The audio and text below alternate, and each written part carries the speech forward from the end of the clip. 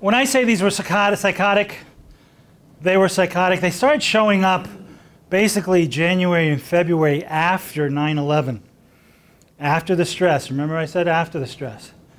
After the stress was sort of over. We basically became a respite, me personally became a respite for the people that were just lost, totally lost. I had one guy who spent, he was from New Jersey, traveled an hour and a half to come see me, an hour and a half to get back. He was seeing things, and he was in the hospital twice. He was the fire chief of one of the towns in New Jersey that was looking right on the, he was one of the first responder. Almost got hit by somebody jumping out of the buildings. That's how bad this is. He was a, he started seeing things in license plates. The New Jersey license plates would have 3 numbers, and he connected that to stock exchange codes. So he started putting his money on these stock exchange codes because God was telling him through these license plates that he should put money on the stock exchange codes. Gotten himself into close to $500,000 in debt. Okay, reading stock exchange codes. He was in very bad shape. He was actually Rocky's really good friend, and Rocky said, "Could you see this guy?" Once he started coming, the wave opened. We had one cop who basically on, I think it was March 11th or April 11th, he saw the retrospective on TV of 9/11, saying this was 9 months ago or 8 months ago, and he thought it was happening again. Forgotten that he was down there, forgotten everything about it. He thought it was happening again. He goes rushing into the city, gets in a car accident. We had guys from Connecticut, police officers who went down to work on the site, just in terrible, terrible shape. Most of them hallucinating. Some of them didn't know who they were. Really sick, psychotic people. Symptoms in common.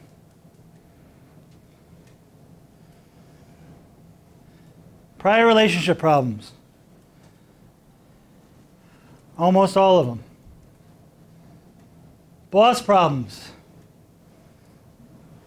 They had an internal affair investigation. New York City, most bizarre thing you would ever expect.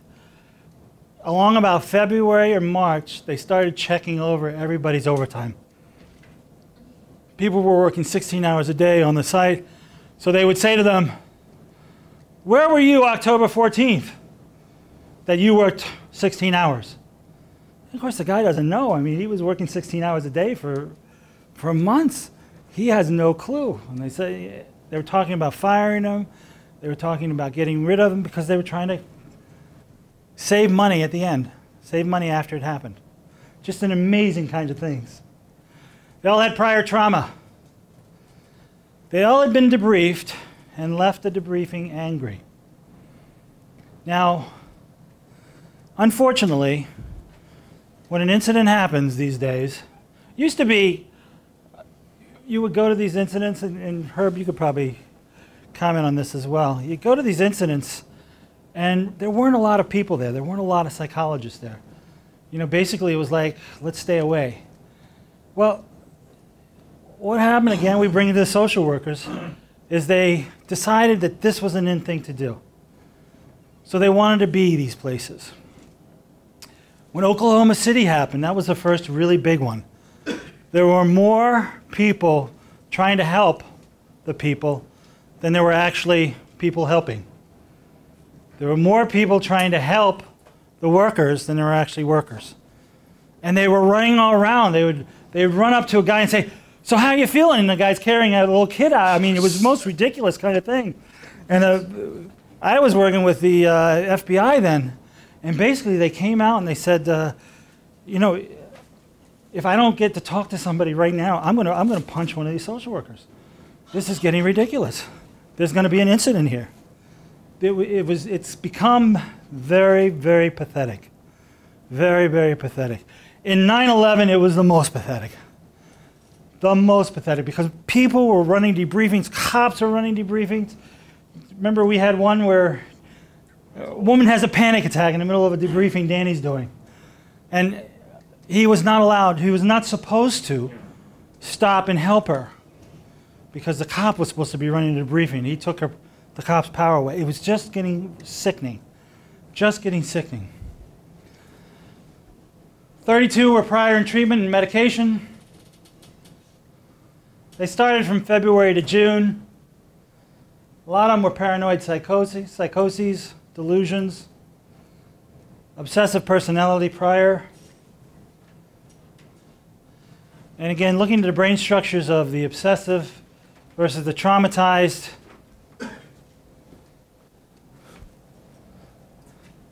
Wow. Power. So, let's file this under technique. I started working with them and said, these people are so bad. I had no idea what we were going to do with them. I said, I'm going to treat them like brain disordered people, like people who've gotten a stick run through their brain. I'm going to treat them like brain disordered patients.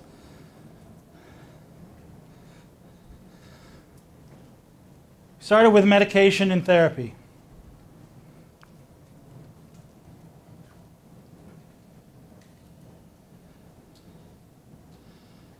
The medications, atypical antipsychotics. You're working with doctors from Stony Brook, mostly Horatio Preval from Stony Brook.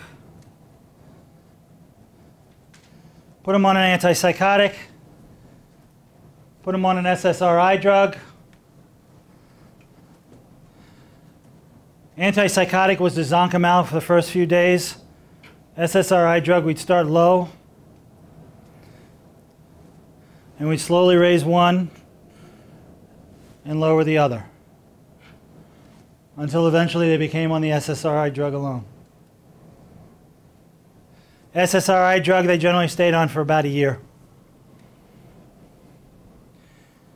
Antipsychotic, generally about 2 months. That's lowering doses.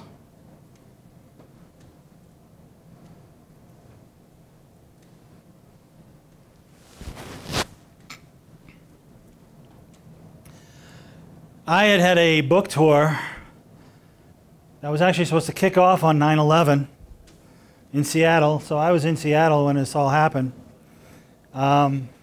I basically cleared my schedule because it was a 32-city tour. After that, I was working for NYPD and the FBI, so I pretty much had the free time. So I started seeing these people 5 and 6 days a week in therapy.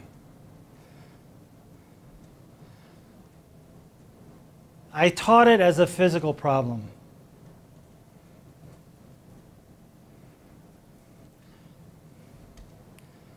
I consider them brain injured. And the research suggests there is brain injury.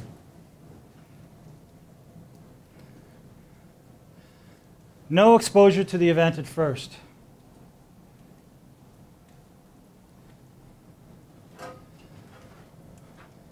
We talked about their previous trauma first, their life goals and patterns, and then the specific trauma about 10 or 15 minutes of the session with graduated exposure. Now, this is what I basically did.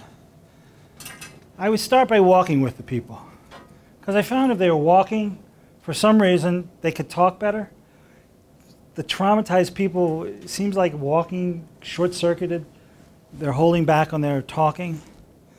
A lot of the talk, the first week or two, was pure babble. Pure babble, but you were getting talk out of them. Then slowly and slowly it became coherent.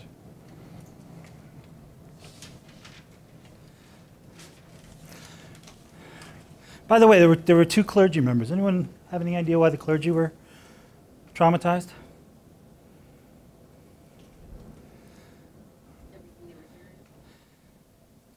Clergy were doing funerals. They were doing a lot of funerals, particularly for the firemen. Now, this is a sick thing. Firemen work 24 hours on, 24 hours off. They tend to have not girlfriends on the side, but wives on the side. Many of them were polygamous or had more than one wife. The trauma to these guys was basically keeping the two families separate because they didn't know about each other. Keeping the two families separate and still talking about the fireman as if he was a hero. 17 clergy ended up quitting in New York City. 17. Specifically related to 9/11.